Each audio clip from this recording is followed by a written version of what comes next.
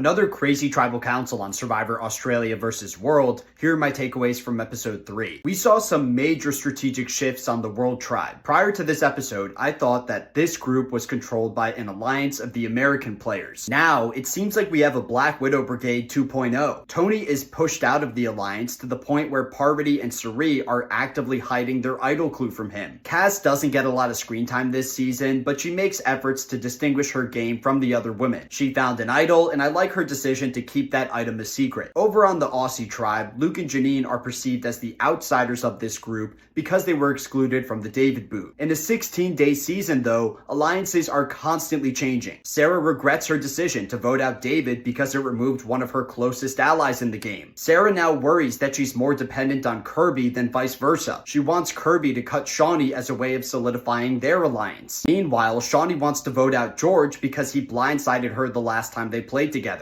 Going into Tribal Council, George was the primary target, but at the last second, Janine asked Luke to flip his vote onto Shawnee because she thinks that George has an idol. You end up with a 3-2-1 vote that sends George out of the game. There's a couple things that I want to mention with this Tribal Council, starting with Luke's decision to vote against Shawnee. Luke should know that George doesn't have an idol because Luke himself has it. By voting against Shawnee, Luke is trying to maintain his alliance with Janine while keeping up the secrecy of that idol. That's all great, but it comes at the expense of his connection with Shawnee. The most surprising aspect of this Tribal Council is Sarah's vote against George. Sarah could have knocked out Shawnee here, but she doesn't do it to appease Kirby. Up until this point, I feel like Sarah has played more for the strategic benefits of Kirby than Sarah herself. Here are the alliance dynamics of the Aussie tribe going into episode 4, where I'm predicting that Janine is sent home. Anyways, let me know your thoughts on this episode.